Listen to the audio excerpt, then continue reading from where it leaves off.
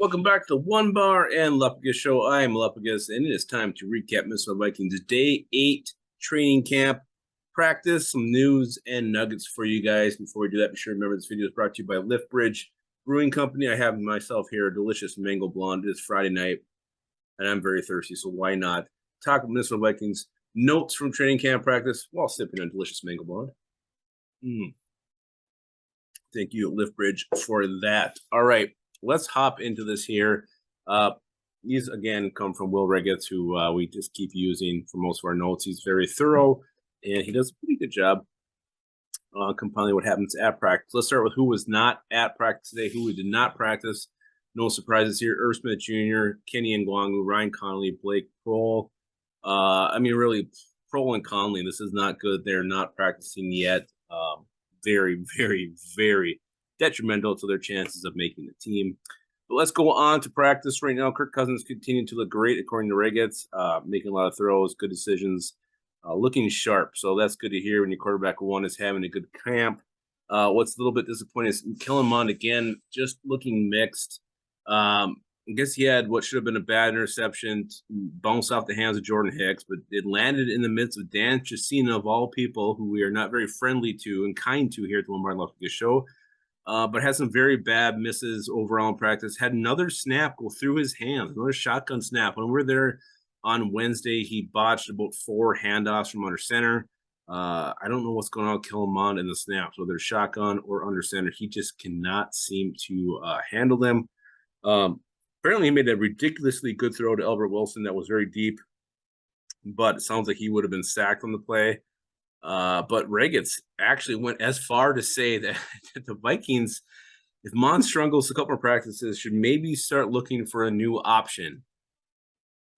That's super discouraging. They did bring in Kevin Hogan for a workout yesterday, but my God, if we end up with Kevin Hogan as our backup this year, that is horrifying. He's played 3 years, but he also had a 4-year break.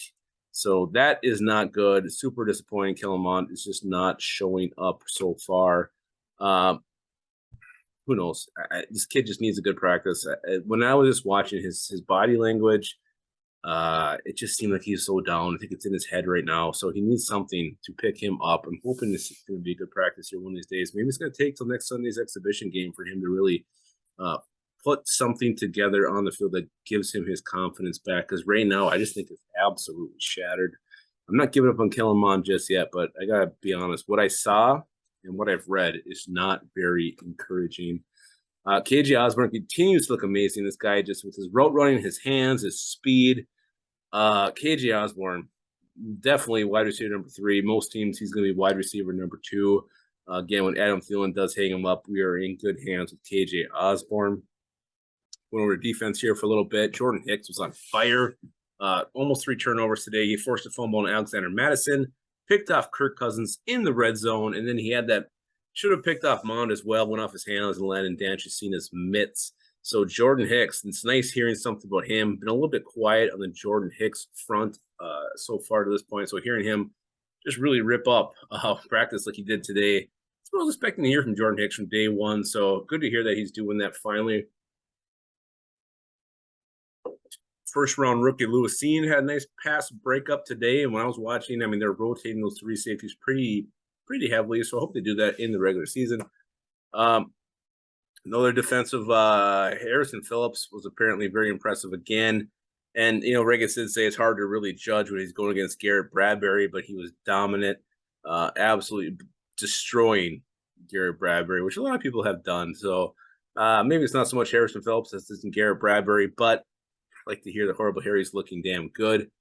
He said Chris Boyd's just been struggling. He sees no way he makes this team unless it's somehow on special teams. He got beat deep a few times today. He said he looks like he's well behind Caleb Evans, Harrison Hand, and even Nate Hairston.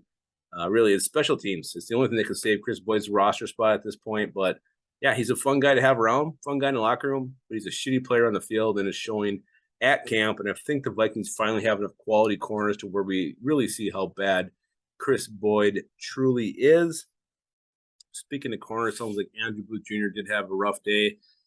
got beat deep a few times. And, you're a rookie, second round pick. You're going to have good days. You're going to have bad days. He started off camp hot. Now he's cooling off a little bit. That's fine. Not concerned about with Andrew Booth Jr. As you're adjusting, to the NFL speed game, you're going to get beat. So he's going to have some bad moments, but the guy's cocky. He's got swagger.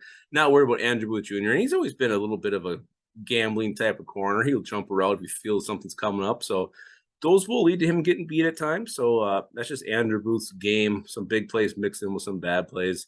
Overall, very excited what I've heard from Andrew Booth Jr. and expect him to have an impact very early this year as a rookie corner for the Minnesota Vikings.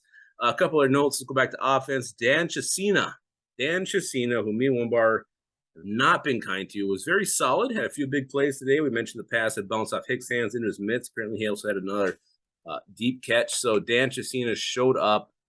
It'll be enough to save him a spot. I just can't see him cracking this roster with the receivers ahead of him.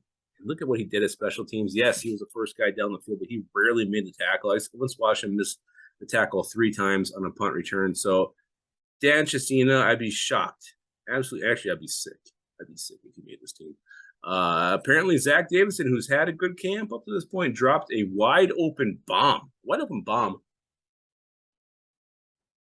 from Kirk Cousins today. Zach, can't be doing that. I guess the good news here, the silver lining is that it was from Kirk Cousins. So he's out there with the ones, but you're going to lose the confidence of your quarterback if you're wide open and not making the catch. And also your offensive coordinator and head coach don't like to see that either. So Zach Davidson, you've had a good camp. You have to make those plays if you are going to get ascended to tight end 1 and beat out Johnny Munt while Irv Smith Jr. heals from his hand surgery. So that is it. Those are the news and nuggets from Minnesota Vikings training camp practice day 8. I think I will be back tomorrow. Onebar is going to be out at some freaking lake camping.